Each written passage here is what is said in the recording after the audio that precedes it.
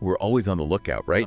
For these like little things that can have a big impact on our health. Oh, yeah, absolutely. Like what if there was something, super simple, maybe even something you're already doing every day that could totally change your well-being. Yeah. Like affect everything from how strong your immune system is to how clearly you think. Right.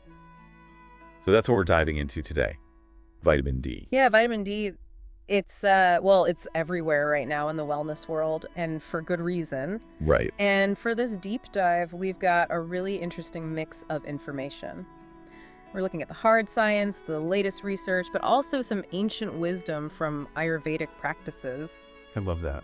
Yeah, the goal is to, take all that and boil it down to the most important stuff for you. Exactly. And make it easy to understand, but also make you think you know. Yes, exactly. And I think you'll be surprised by some of the things we found. For sure. Like, did you know that vitamin D may not even be a vitamin at all? Yeah, and the number of people who might be low in it is kind of shocking. Okay, so let's really get into this. So one of the first things that jumps out from our research is that vitamin D isn't your typical vitamin. Really? Yeah, it's actually considered a prohormone, which means your body converts it into a steroid hormone.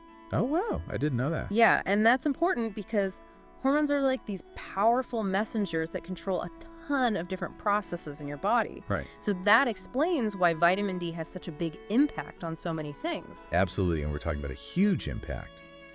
Our sources say that vitamin D is involved in regulating over 2,000 genes. Wow, that's amazing. It's not just about bones, which is what most people think of. Right. Major research institutions like Harvard and Oxford, they've shown that vitamin D affects your immune system, your brain function, bone strength, even your mood.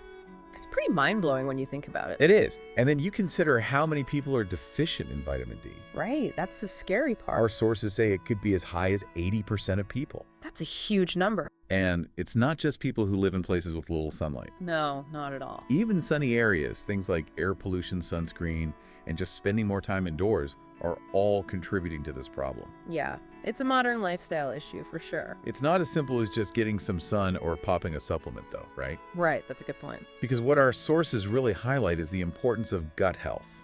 Oh, yeah, the gut is key. Even if you're getting enough sun or taking supplements, if your gut isn't functioning properly, your body might not be able to absorb and use that vitamin D effectively. Exactly. It all comes down to your gut microbiome, the trillions of bacteria living in your digestive system. Right. They play a vital role in breaking down food and absorbing nutrients, including fat-soluble vitamins like vitamin D. Oh, I see. And then there's bile acids, which are essential for digesting and absorbing fats. And guess what? The production and release of those bile acids. What? Totally dependent on a healthy gut. Wow, so a messed up gut can directly affect your vitamin D levels. It's all connected. And the consequences of having low vitamin D are pretty serious. Absolutely. Scientists are finding more and more connections between low vitamin D and chronic diseases. Yeah, like what kind of connections are we talking about? Well, for example, there was a study published in the British Medical Journal that showed that people with higher vitamin D levels had a 50% lower risk of cancer. Wow, 50%? That's huge. It is. And then there's research from Johns Hopkins University showing that people with low vitamin D are twice as likely to have a heart attack. That's really concerning given how common heart disease is. It is. Wow. And it's not just physical health either. Right. Our sources talk about how low vitamin D is linked to mental health issues too, like Alzheimer's disease, depression, anxiety. Projected. Yeah. Yeah. And while we don't know exactly how it all works, it does seem like vitamin D is important for a healthy brain and emotional well-being. So modern science is giving us a really clear picture of just how essential vitamin D is. Right. But what's really fascinating is that this knowledge isn't new. Ancient systems of medicine, like Ayurveda, have known about the power of sunlight for centuries. Yeah, let's talk about the Ayurvedic perspective on this.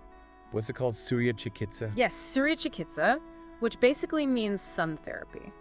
Cool. So what's their take on sunlight?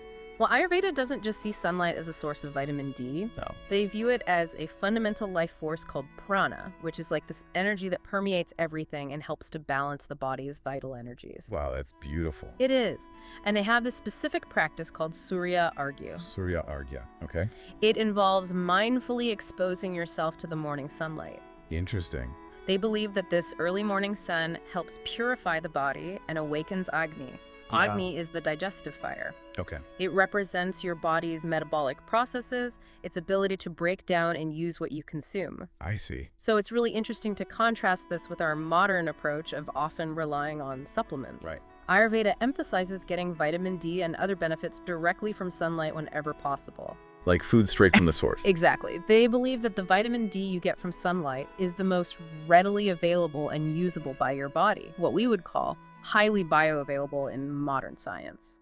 Makes sense. And Ayurveda doesn't just stop at vitamin D synthesis on the skin either, right? Right. They believe that the skin actually absorbs solar energy, which helps balance Pitta dosha. Pitta dosha.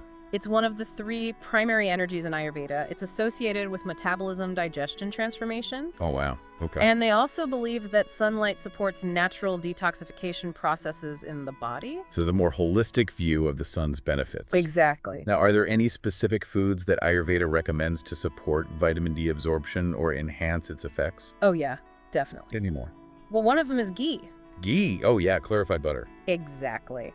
Because of its high fat content, ghee is believed to help dissolve and absorb fat-soluble vitamins like vitamin D. Which makes total sense, given what we know about how vitamin D is processed by the body. Right.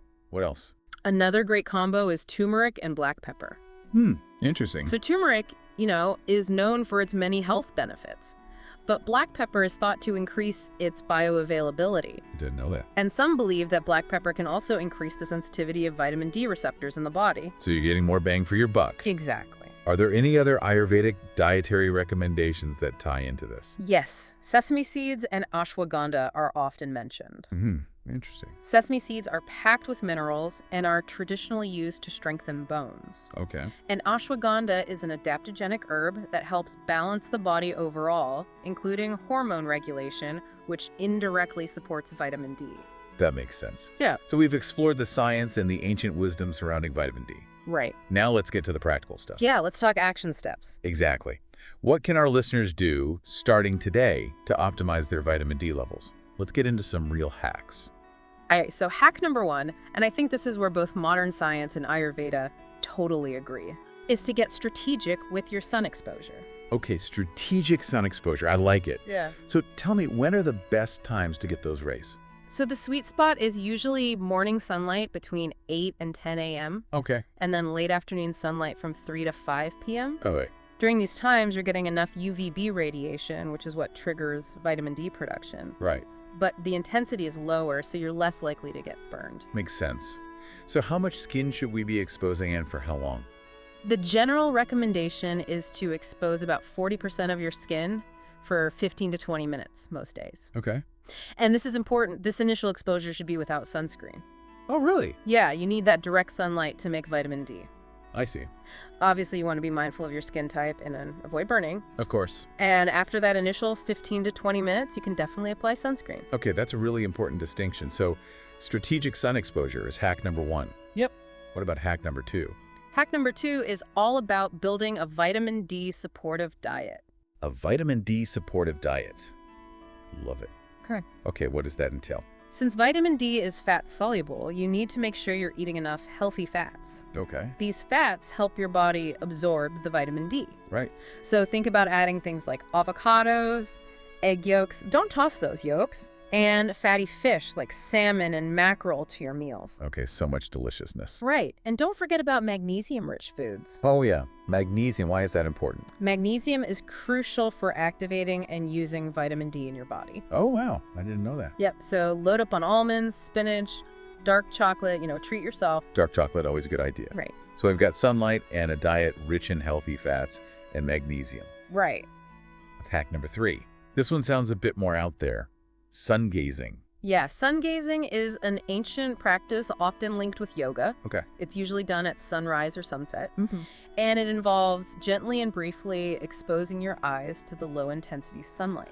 Okay, this sounds a little intense. You have to be very careful with this one and start slowly. Right, of course. The idea is that it stimulates the pineal gland and helps balance your hormones. Interesting. Is there any science to back this up? Well, there's some research from the University of Colorado that suggests that being exposed to morning sunlight can help regulate melatonin and serotonin. Oh yeah, those are those key hormones involved in sleep and mood, right? Exactly. So while direct sun gazing needs to be approached cautiously, The general idea that early morning light is good for you aligns with what we know from science. Right. Okay. On to hack number 4, the Ayurvedic Golden Sun Tonic. Oh, yes. This one is a simple but powerful morning ritual. Okay, I'm intrigued. How do you make it? It's very easy. You just mix warm water with a little bit of ghee, a pinch of turmeric, and a dash of black pepper. And what are the benefits of drinking this in the morning? Well, as we talked about, ghee helps with vitamin D absorption because it's fat soluble. Right. And turmeric, especially when combined with black pepper, which makes it easier for your body to absorb, is believed to boost the sensitivity of your vitamin D receptors. So your body can actually use the vitamin D more effectively. Exactly. It's a simple way to support both the intake and the utilization of vitamin D. I love it. So let's do a quick recap. We've learned that vitamin D is so much more than just a vitamin. Right. It's a powerful pro-hormone that has a major impact on our health, affecting everything from our immune system to our mood. That's true. And we saw that a lot of people are deficient in vitamin D, Yeah, unfortunately. which can have some pretty serious health consequences. We also dove into Ayurveda, which has recognized the benefits of sunlight for centuries. Exactly.